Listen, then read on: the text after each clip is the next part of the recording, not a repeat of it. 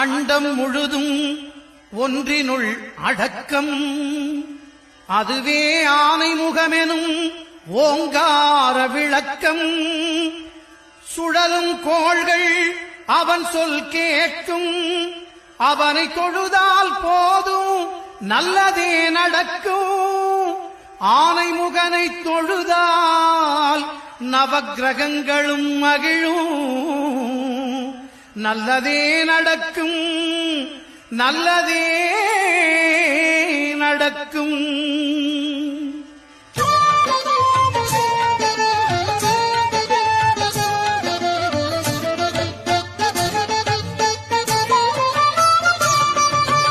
ஒன்பது கோளும் ஒன்றாய் காண